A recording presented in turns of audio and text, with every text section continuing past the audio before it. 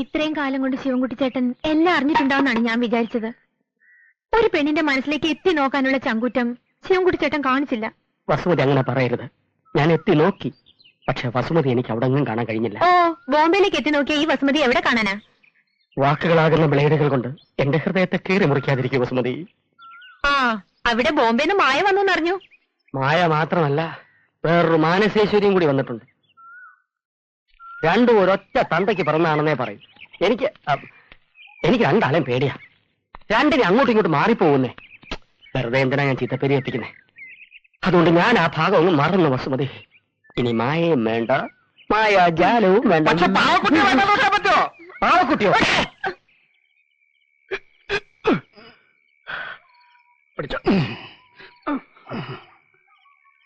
നമ്മുടെ പാവക്കുട്ടിയെ തട്ടിയെടുത്ത മായ എന്ന പെൺകുട്ടിയുടെ വീടാണിത്. പാവക്കുട്ടി ഇവിടെ ഉണ്ട്. നമുക്ക് തട്ടിയെടുക്കാം. ചാടിക്കോ.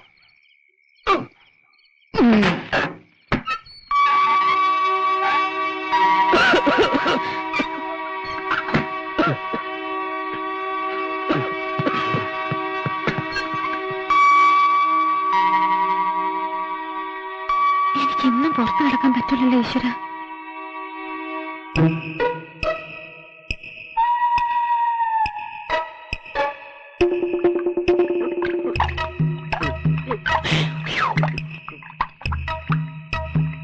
അവന്റെ ഒരു ഒടുക്കലത്ത വെള്ളം കൂടി തീരുന്ന ലക്ഷണമില്ല. നീ ഒരു കാര്യം ചെയ്, ഒരു കടലാസ് എടുത്ത് അതിന് മുൻവശത്തെ വാതിൽ തുറക്കുന്ന ഒരു മെസ്സേജ് എഴുതി ഒരു കല്ലെടുത്ത് ചുരുട്ടി മായയുടെ മുറിയിലേക്ക് എറിയ. അവൾ വാതിൽ തുറക്കും, നമുക്ക് അതിലൂടെ കയറാം. അയ്യോ, വെള്ളം ദാഹിച്ചിട്ട് വയ്യ. ഇത് വെള്ളം കുടിക്കുന്ന നേരമാണ് നമുക്ക്. ഇതെന്താ ഹോട്ട് വാട്ടറോ? ഒരുമാതിരി അരിഷ്ടത്തിന്റെ മണം. ഈ വെള്ളം എന്താ ഇങ്ങനെ? പാപ്പാ, മോനെ ആൽഫ്രഡേ, മോൻ ബഹളം വെക്കാതെ വിടുന്നില്ലേ? ബാപ്പു പോയി പാവക്കുട്ടി എടുത്തിട്ട് വരാം. ഉമ്മ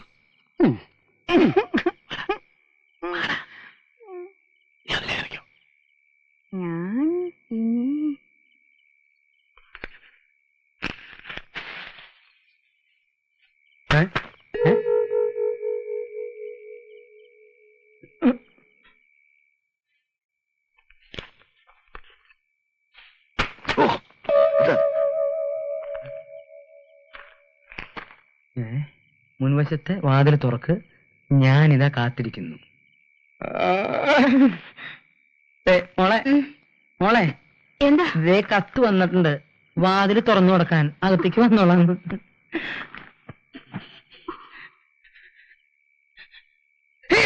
എന്താ?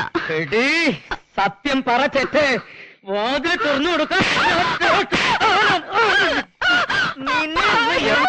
അല്ലെങ്കിൽ വേണ്ട, അവനെ കൊന്നിട്ട് ഞാൻ നിന്നെ കൊല്ലാം. നീ ആരടി? ചെറ്റേ, ഇത്തിരി മൂത്ത പോയെന്ന് വെച്ച് എനിക്കെന്തായാലും ഒരു കുറവ്. എന്തായി? 4-5 കടലാസ് എല്ലാ മുറിയിലും പറത്തിയിട്ടുണ്ട്. ചാച്ചിയുടെ മുറി അതാണെന്ന് ഒരു പിടിയില്ല. കഷ്ടമല്ല. കിട്ടിയോ? ഇല്ലെന്ന്. വാതിലൊന്നും തുറന്നു കിട്ടില്ല.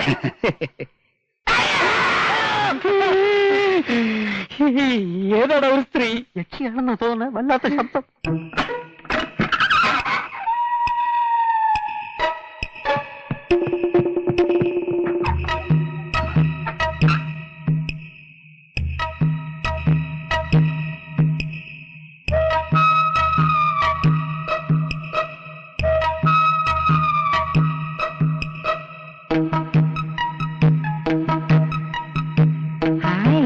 നല്ല മുറി, നല്ല കിടക്കം.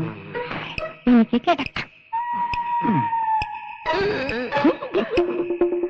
എന്റെ വസുമതി.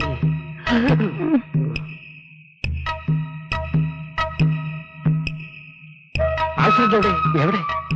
ഞാനില്ലേ?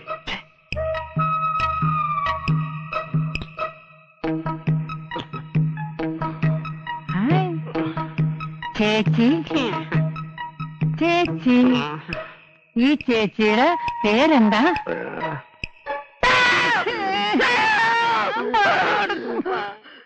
ഇതാര്?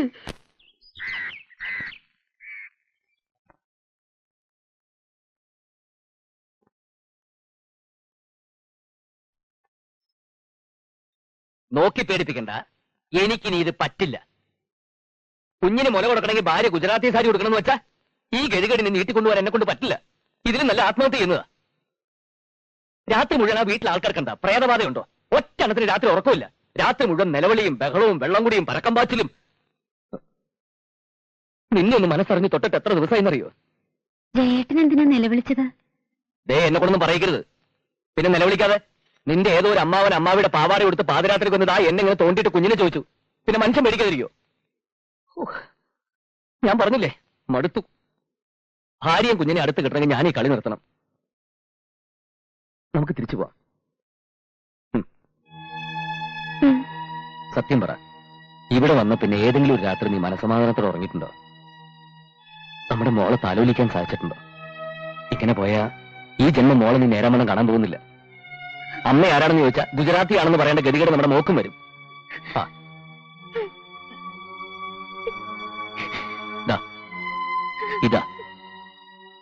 ഇതാ ഞാൻ പറഞ്ഞത്. നമ്മൾ തമ്മിൽ കണ്ടുമുട്ടിയ 2 കൊല്ലത്തിനിടയ്ക്ക് നീ എപ്പോഴെങ്കിലും കരഞ്ഞിട്ടുണ്ടോ? മായമോളെ, മായക്കുട്ടിയെ. നിന്റെ ചെറിയ എന്തിനാ ഇങ്ങോട്ട് വരുന്നത്? മായമോൾ ഇവിടേക്ക് വന്നാ? ഇല്ല. പിന്നെ ഇത് എവിടെ പോയി?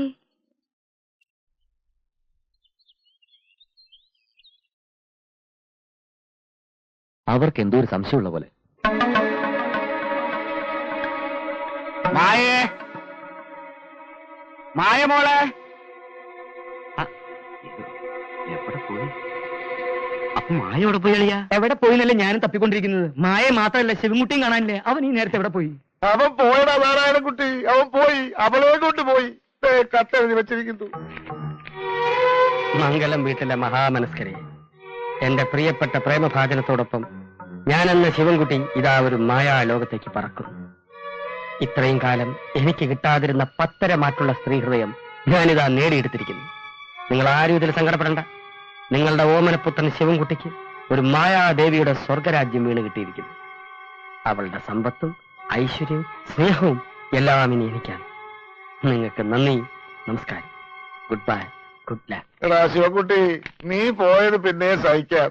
നീ എടുത്തോണ്ട് പോയത് എന്താണെന്ന് ഓർക്കുമ്പോ എന്റെ തല കറങ്ങുന്നടാ. അവര് തമ്മിൽ ശരിക്കും സ്നേഹമായിരുന്നു. എനിക്ക് വിശ്വസിക്കാൻ പറ്റുന്നില്ലത്. മായേ, മായമോളെ. ശിവൻകുട്ടി എന്തെങ്കിലും ഒരു വഴി പറഞ്ഞതാ നാരായണൻകുട്ടി. എവിടാ ഇപ്പൊ ഒന്ന് തിരയുക? ഇപ്പൊ മനസ്സിലായ? ഇന്നലെ രാത്രി കിട്ടിയ ഈ മേഘ സന്ദേശം ആ കള്ളൻ എഴുതിയതാ. മുൻവശത്ത് വാതിൽ തുറക്കാൻ അവൻ കാത്തിരിക്കുന്നു. ഞാൻ ഈ പാവത്തിന് വെറുതെ സംശയിച്ച് തല്ലിച്ചേട്ടാ. ഞാനും ആ വിശാലത്തിനെ വെറുതെ ചവിട്ടി. ഏട്ടനും ഏട്ടത്തെയും കൂടെ ശിവൻകുട്ടിയെ വെച്ച് കള്ളക്കളി കളിച്ച് മായയെ പറ്റിച്ച് സ്വത്ത് മുഴുവൻ തട്ടിയെടുക്കാന്ന് വിചാരിച്ചു അല്ലേ? അത് ഈ വീട്ടിൽ നടക്കില്ല. അയ്യോ, എന്റെ കമലാക്ഷേത്ര കളിയാൻ വിവരറിയോ? പറയും. അയ്യോ, എന്റെ കുഞ്ഞിനെ തല്ലി. ഒന്ന് നിർത്തുന്നുണ്ടോ? എന്തൊരു വിഡ്ഢിത്തരം നിങ്ങൾ കാണിക്കുന്നത്? അന്തസ്സും ആഭിജാത്യമുള്ളൊരു തറവാടല്ലേ അത്? ബുദ്ധിയുള്ള ആണുങ്ങളല്ലേ നിങ്ങളൊക്കെ? തൽക്കാലത്തേക്ക് എന്തെങ്കിലും ഒരു പരിഹാരം ഉണ്ടാക്കി മുത്തച്ഛനോട് സത്യം പറഞ്ഞ് മായയെ കണ്ടുപിടിക്കാൻ നോക്കാതെ നിങ്ങൾ ഇങ്ങനെ തമ്മിൽ തല്ലി ആർക്കാ അതിന്റെ നാണക്കേട്? മുത്തച്ഛനോട് പറയണോ വേണ്ടയോ എന്ന് ആദ്യം നിങ്ങൾ തന്നെ തീരുമാനിക്കേ. രണ്ടായാലും നിങ്ങൾക്ക് ദോഷം വരരുത്.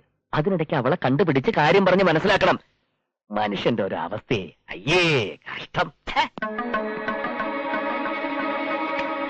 എന്താ എല്ലാരും ശവം പോലെ നിക്കണേ?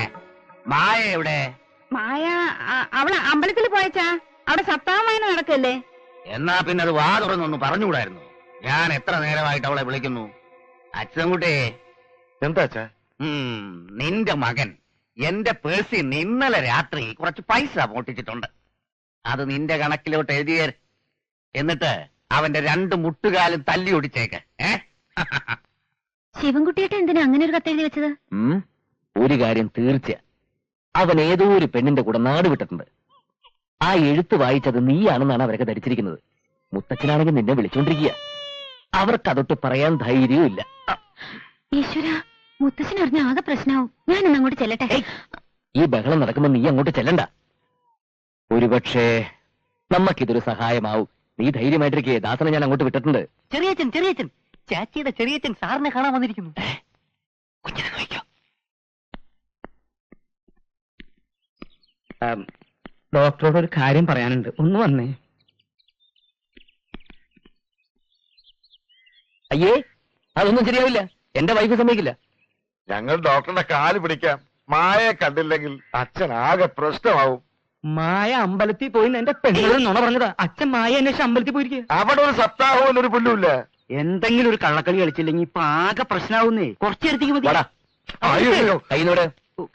നിന്നോട് പറഞ്ഞില്ലേ? കയ്യിന്ന് വിടാൻ. അങ്ങനെ പറഞ്ഞാൽ എങ്ങനെയാ? എന്ത് ധൈര്യത്തിലാണ് ഞാൻ അവളെ അങ്ങോട്ട് അയക്കുന്നത്? ഞങ്ങളുണ്ട്. മാനസേശ്വരിയുടെ മേത്ത് ഒരു തരി മണ്ണ് വീഴാതെ ഞങ്ങൾ നോക്കാം. നീ പോയി മായയുടെ സാരി ബ്ലൗസും വേഗം എടുത്തുകൊണ്ട് വാ. ഡോക്ടർ സമ്മതിക്കും. ചെല്ല്, സമ്മതിക്കും. അതിനവൾക്ക് ആകെ 5-10 മലയാളമാക്കി അറിയൂ. മാത്രമല്ല പരമാനന്ദിക്ക് അത് ഇഷ്ടാവില്ല. ഓ കലാട്ട ബിലാട്ട കാരണം ഡോക്ടർ ജി കുछ മുസ്കുരാകത്ത് പോകയാ? അതെ അതെ. പരമാനന്ദം സമ്മതിച്ചില്ല. എനിക്ക് അവളോട് ചോദിക്കണം. ഉപേക്ഷിക്കരുത്. ഈ സമയത്ത് ഞങ്ങളെ സഹായിക്കണം. ദൈവാനുഗ്രഹം ഉണ്ടാകും.